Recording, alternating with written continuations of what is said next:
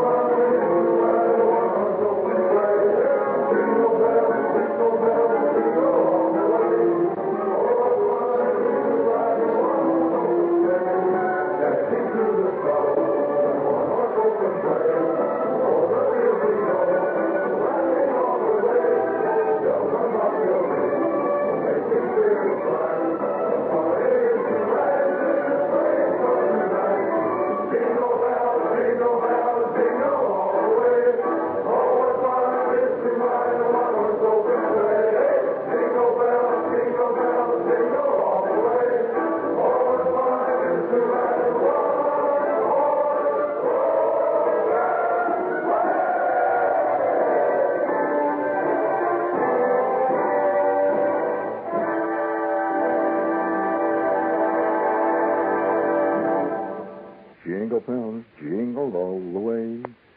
Oh, what fun, da-da-da-da-da-da-da-da-dee-dee. That's where the lyrics really get great. Jingle bells, jingle all the way. Oh, jingle bells, jingle bells. Now, I'm not humming that because I don't know the lyrics. It's because radio hasn't grown up yet. You have, of course, but radio hasn't.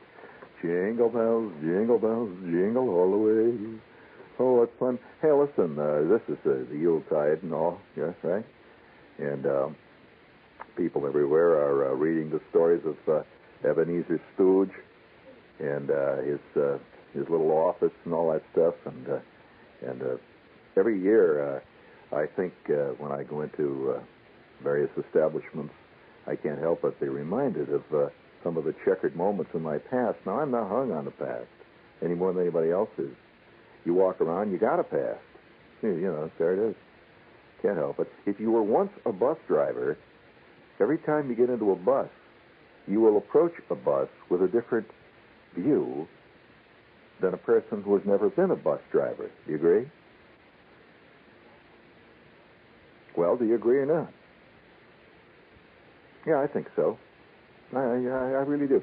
If you once played third base for the Yankees, you will watch a ball game with a different set of attitudes than, say, a guy who never played anything more serious than snooker. Do you agree? Right, okay. Now we're agreeing. Now we're getting onto some basis here of agreement. Well, just about an hour and a half ago, I was in Macy's. Now, for those of you who are not living in New York and not fortunate enough to live here in Trouble City. Hey, that's not a bad word, Trouble City. But for those of you who are not fortunate enough to live here in the city, you probably have missed some of the great Christmas moments of all times, and that's when Macy's is really swinging into full operation at Christmas. It's an unbelievable thing. You know, you get on that Macy escalator, it's like you're on a direct pipeline to the ultimate consumer, the ultimate shopper's heaven. I mean, the frenzy of buying is in the eyes of every lady on those great escalators going up and down. Do you agree, Andy? Fantastic. And every Christmas time, I just look forward to going into Gimbel's and the Macy's and Magnificent Alexander's just to see the look in the eye of the ladies with their shopping bags charging around. And I have a feeling that if you threw old ham bones on the table there and says 98 cents special, a great Christmas gift, thousands would crowd around and buy them. Just there, you know. It's a frenzy. It is. It's just a phenomena. Well, the other day, see, I'm going up the escalator, and I'm just there soaking up the atmosphere. I really dig it. And there's thousands of people going down. They go down right next to you. See, you're going up, they're going down. Have you ever had that sneaking suspicion when you're waiting to get in to see a movie and you're in a line there and you see this crowd coming out? They've seen it. You haven't seen it yet, see. They're coming out. And you look at their faces for some sign. You know, and when you see a whole bunch of people coming out, and they got these bored looks on their faces, and you just bought a $4 ticket, and you're waiting in line, oh, no, another bomb. Oh, I believe Judith Christ again. When am I ever going to learn? Oh, my God. Well, anyway, I'm riding on this escalator, see, the other day, and it's going up, and this whole crowd is coming down. When all of a sudden the guy on the escalator going down looks up, he looks over at me. See, I'm going up, he's going down, right? He's leaving, I'm going up. See, I'm taking the escalator that's going from the ground floor up to the second floor, up there where the people are yelling and hollering and buying curtain rings and who knows what. See, so I'm on the escalator, and there's thousands behind me, thousands ahead of me, and I see this great river of people going down on the escalator right through next to me there. And this guy looks over at me, and our eyes met for an instant. And he just looked at me, and I looked at him. See, I was all excited. I'm going up there, see. And, you know, they had a great big sign pointing upstairs, Magic Christmas Wonderland, second floor, and all that jazz. And I look over at him. He looks over at me. And all of a sudden, he says, "Don't go. It's not worth it." I said, "What? Don't tell me I bought another bum ticket. I'm on the way up. He's on the way down." So, sure enough, I get up there. Thousands of people. And I'm milling around in the crowd, and I'm moving past the notions counter, and I'm going past the ribbon counter. Everything is selling like crazy. It's Christmas, and anything. The tack counter had thousands of people buying tacks, gift wrapped, and so everything. So I'm milling around in the crowd there, and I'm standing next to a counter trying to, because you don't move fast in Macy's in Christmas time, no way. And I look over, and there is a kid who is working behind the counter. And for one brief instant, it all came back. It all came back. Would you please play a little All Came Back entree music for me, please? Yes. That endless treadmill all came back, marching to a heavy beat and a tread, an unbelievable time in my life where it was nothing but a great montage of sweat, work, toil, tears, and unhappiness, and constant yelling. Oh, it all came back. Oh, God, no.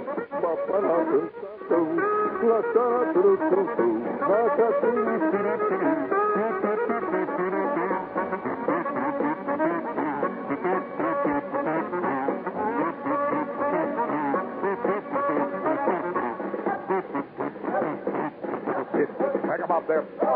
Come on, let's see some flat guts there. Come on. Pick up them knees. That's right.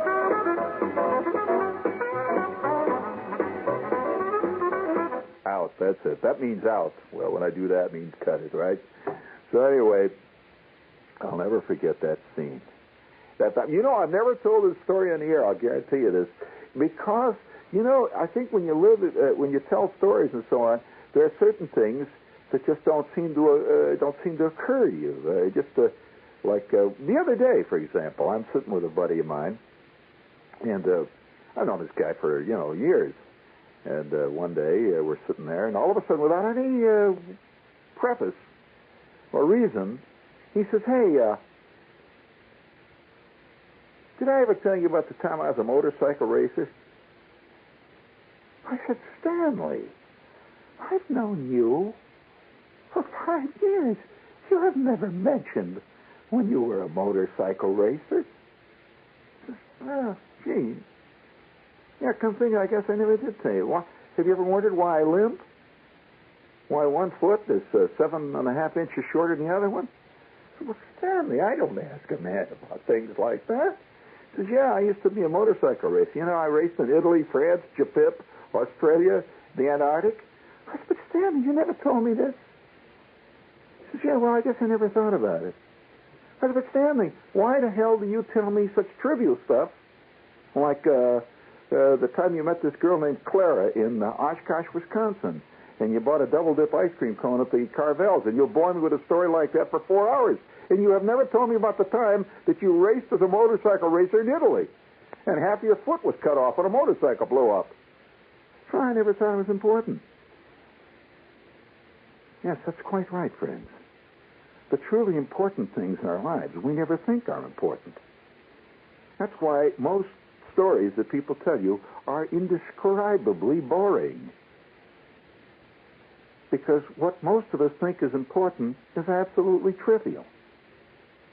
What is important, we never talk about. Like a friend of mine. Would you believe it or not, I knew this guy who was kind of a dignified newsman type.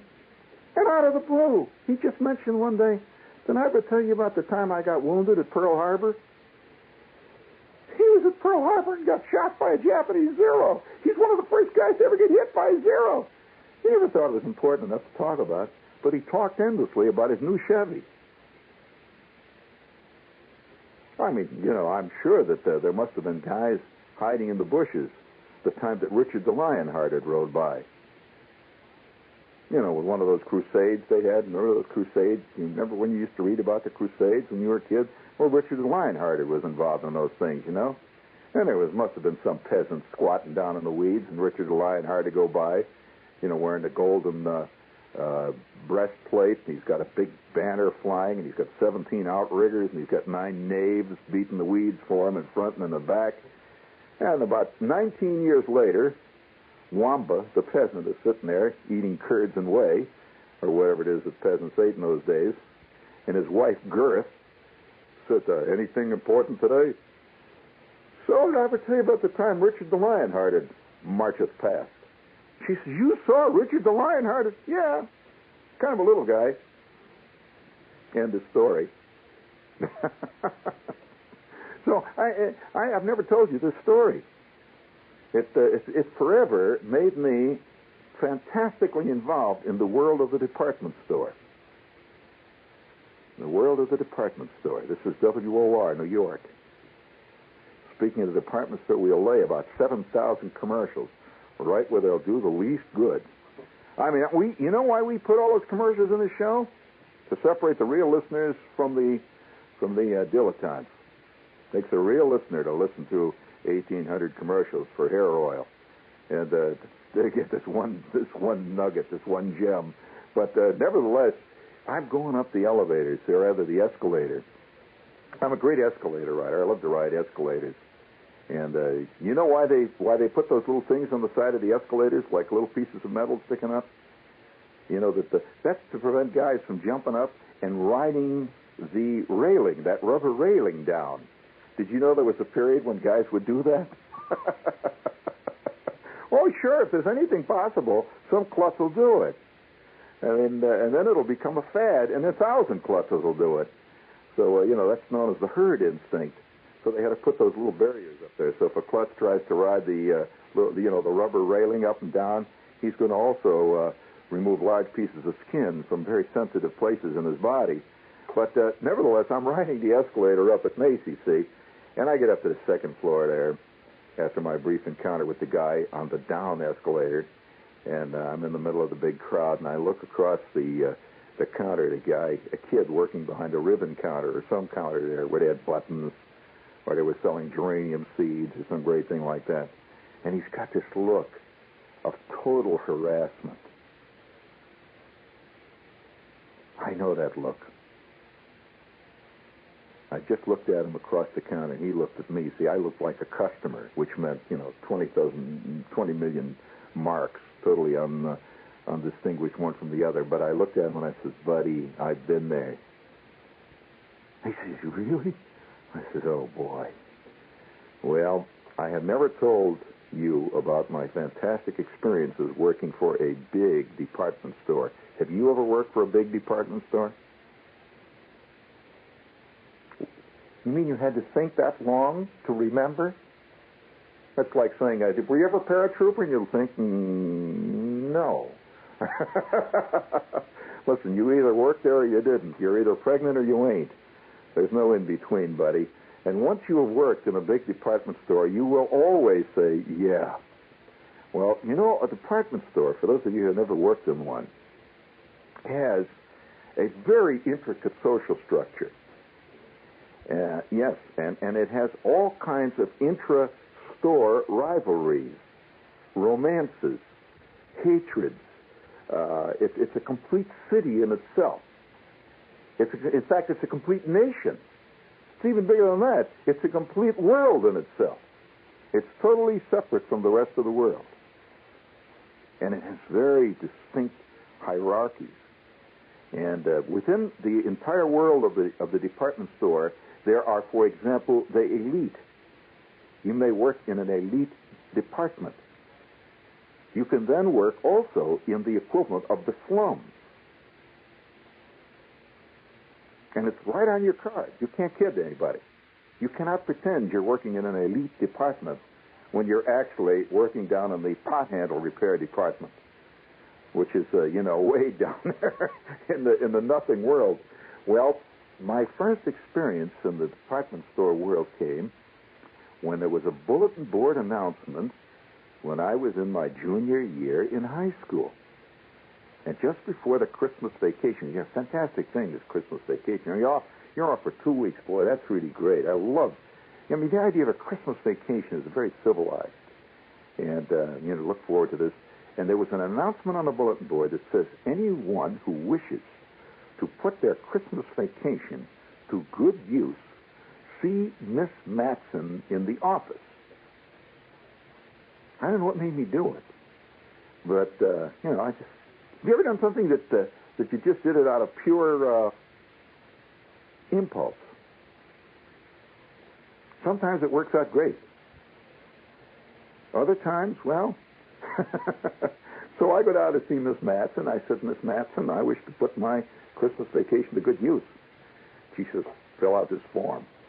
At which point I filled out the form, which told where my address was, which told the phone number at home, which told what hours that phone will be manned by a sucker who was going to answer it, which told what grade I am, whether I had working papers, et cetera, et cetera, et cetera.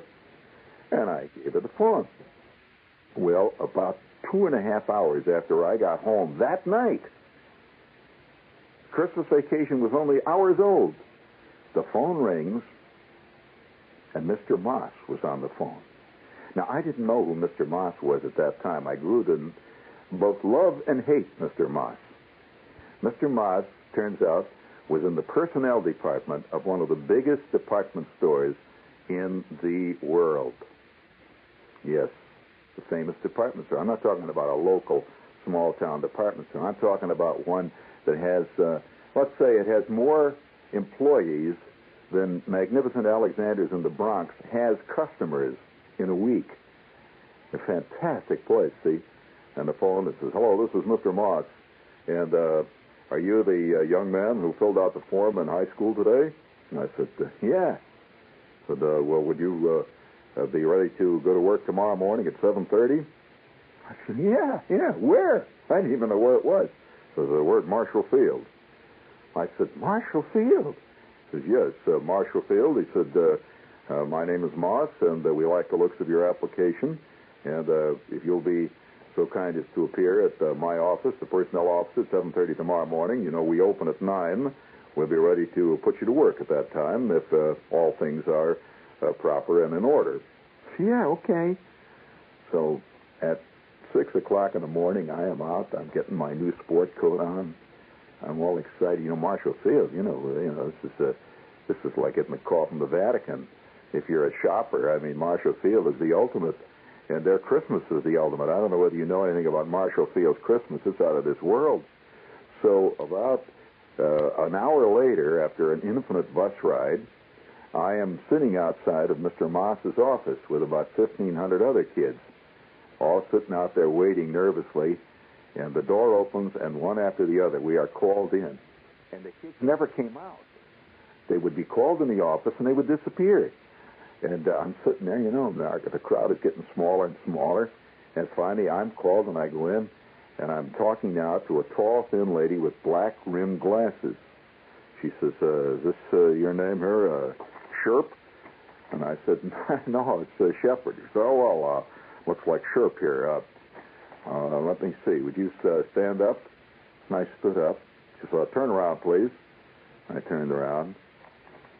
She said, sit down, please. I sat down. She says, would you please say thank you for me? Thank you. She said, would you say that again? I said, but I sensed immediately that that's significant, saying thank you.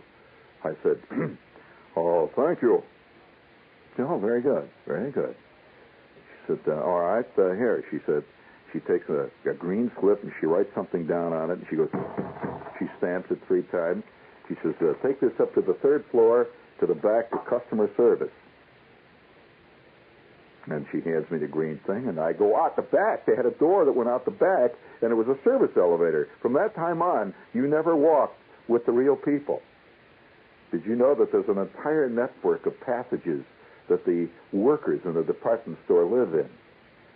That's where it says, employees only. You've seen those doors? Well, behind those doors live the gnomes. And... and it's a different world. There's torn pieces of paper on the floor, and there's people sitting in the corner crying and all kinds of things. So in I go. I'm now in that world. See, I'm into this gray place, and I'm in a gray elevator, and there's a guy wearing a gray uniform who looks real mad. He says, what floor are you going to, buddy? I said, I'm 3rd floor. He says, oh, no. Oh, boy, you got it, buddy. And so up I go to the 3rd floor. Well, I get off the elevator, and I asked him, I said, where's customer service? He said, well, go straight back there past the television department. He said, you go on past the appliances, She says, and just past that department down there where they got the curtain rods, you'll see a door marked customer service. Go in there. I said, thank you. She said, don't thank me, buddy. You'll live to regret it. At which point I went back through the crowd, and there's thousands of people there. And I get to the customer service, and there's a nice lady behind a cage there. And there were some people standing around, complaining about something. You know how it is in the customer service. And so finally I get to the front of the line. I give her my green card. She says, oh, stupid. Why didn't you tell me you work here? She said, what are you waiting in line for? Come on back, and I'll press the buzzer. She goes, ah. The door opens, and I go in. Well, let me tell you what happened then, Fred. You have not heard of it.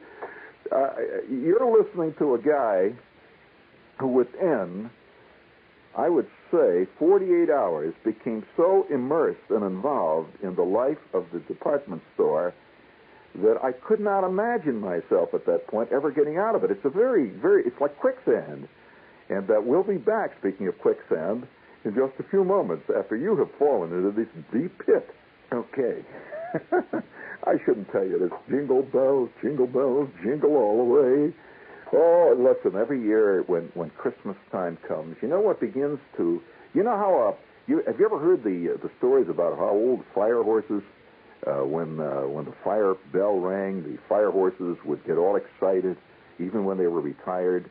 You know, they even say that about the race horses. Even, a race horse is out of the racing business for 20 years. And you ring a bell, and he jumps and starts running around the pasture. Well... My feeling is very similar to that. And Christmas time comes, and two things happen to me. Both my thumbs... What's the matter, guys? You're all very concerned in there. Both my thumbs begin to ache. My thumbs. And I feel an occasional twinge in my index finger on my right hand. If you look carefully at my hands, if Sherlock Holmes... the real Holmes were to take a look at my hands, he could instantly tell that I had spent some hellish Christmases working in a major department store. Well, I'll tell you why. I am not in the personnel department 5 minutes, and I'm up there on the third floor, when the lady who came out from behind a blue door marked private, I was waiting for her. She came out, she said, I think you'll do. She said, let me see your hands. And I showed her my hands. She says, all right, go down to the basement and ask for Mrs. Ringel. Spelled Wringel. I will always remember Mrs. Ringel. So she says, go down and ask for Mrs. Ringel. And she's all the way in the back. She says, where they have the decorations. You'll see them back there. So I go down to the basement now, and that's when my job began. Mrs. Ringel was in charge of gift wrapping. Now, does this mean anything to any of you? Does it mean anything to you, Will? It doesn't. Have you ever seen a gift wrap package? Did you know that people did that? You're so serious today, Will. Yeah, well, it looked like I was asking him a question that had to do with psychological aberrations. But nevertheless, here I was assigned, and I'm proud of it. I'm proud of it. I maintained that skill to this day. I went through a course in Mrs. Ringel's department, 3-day course in gift wrapping. Artistic gift wrapping. I'm talking about big-time gift wrapping. I'm not talking about somebody that just puts your bottle of perfume in a bag that has holly leaves on it and then puts a piece of tape on the end. But I'm talking about real gift wrapping. And for 3 days, along with 15 other kids, we were in a room in the back in Marshall Field. This was just before Christmas. In the back, learning how to gift wrap. I mean real gift wrap. With the silver foil papers, with the elegant ribbons, making rosettes. You know that I can make a rosette right now. It may surprise you, Andy. You've seen those big yellow gold rosettes, those big rosettes? Well, I can make a rosette in about 30 seconds flat. To this day, yeah, I can really do it. I could take a canoe and gift wrap it. I really can. And you think I'm joking. Well, after 3 days of working in the gift wrapping school, they have a school there. And out of the group of kids that started the gift wrapping school, we started with about, I would guess, roughly 25 kids they had back there in that room. There were only 7 of us who actually finally graduated from the course. The others just simply couldn't cut it. No, gift wrapping is a very curious, I'm sorry, Andy, you may not know this, but gift wrapping is a curious art form.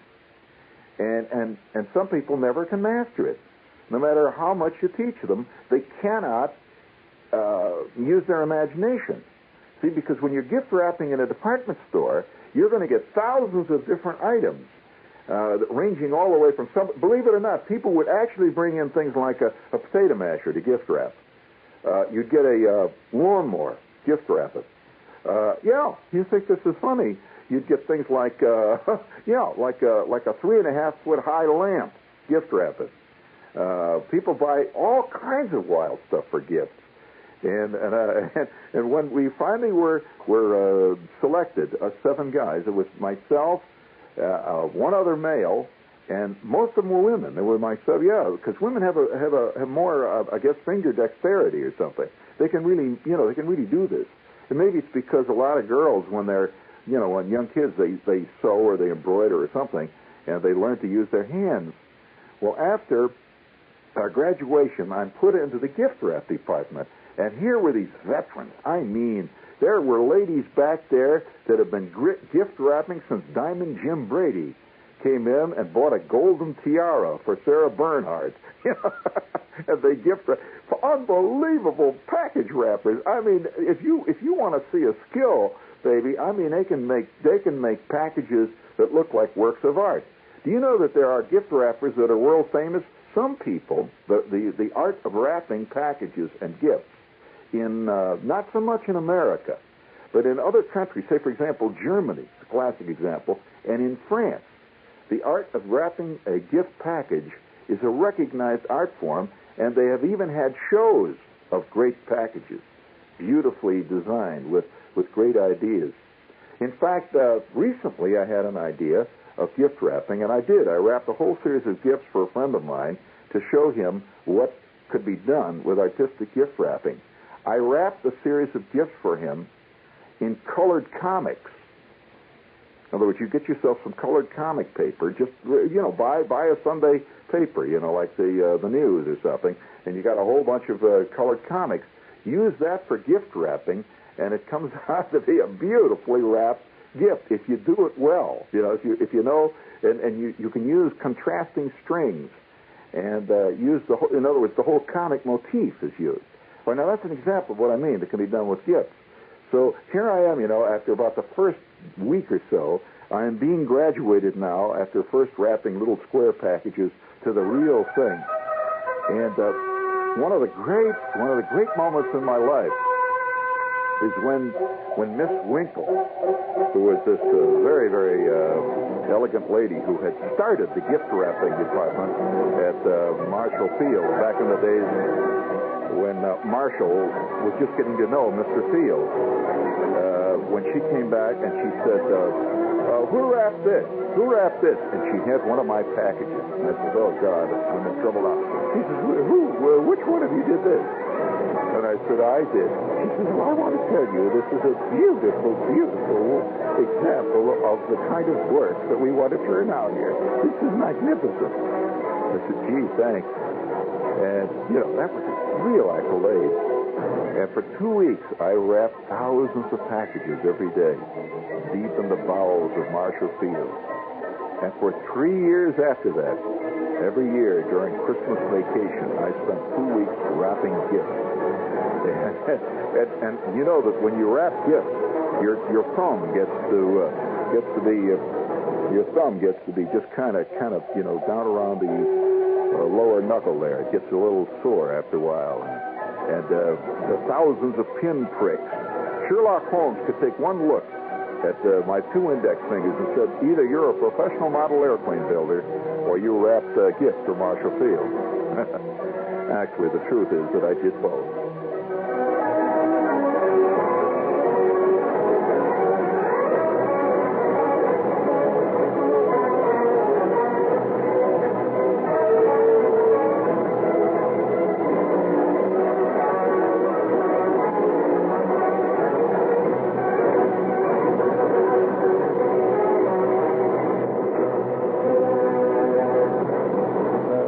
This is WOR New York. Stay tuned for In Conversation. With the Lucky Land Slots, you can get lucky just about anywhere.